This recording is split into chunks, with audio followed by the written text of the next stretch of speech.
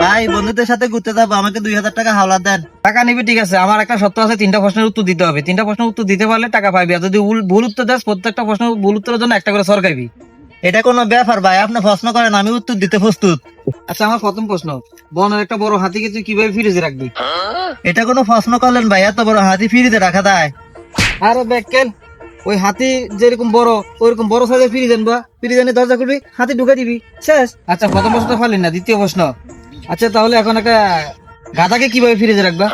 এটা তো খুব সহজ ভাই, ফ্রিজের ঢাকনা খুলবো, গাদাটা ঢাকনার ভিতরে রাখবো, দরজা লাগাই দিব। ধুর, তুই আসতো একটা গাধা। ফ্রিজের ভিতরে হাতিটা আছে, আগে হাতিটাকে বাইর করবি, তারপরে না গাধাকে ঢুকাবি। আচ্ছা, তুই তো 2টা প্রশ্ন করছিস, পারস না। লাস্ট প্রশ্ন, এই প্রশ্ন উত্তর না দিতে পারলে টাকা কিন্তু পাইবি না, ঠিক আছে?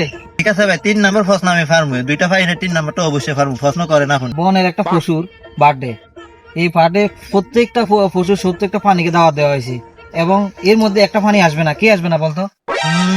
ভাই প্রশ্নটা একটু কঠিন, আমার মনে হয় বাঘ দেবো না, বাঘ গেলে তো সব পানি খাইয়ে ফেলবো। ধুর, আসলে তুই একটা গাধা। গাধার না তুই ফ্রিজ দিবিতে বলে রাখ, ওই গাধার ফ্রিজ থেকে বাইর না করলে ওই গাধাটা যাইবো কিভাবে? তুই কোনো টাকাই পাবি না, যা। Oh my god.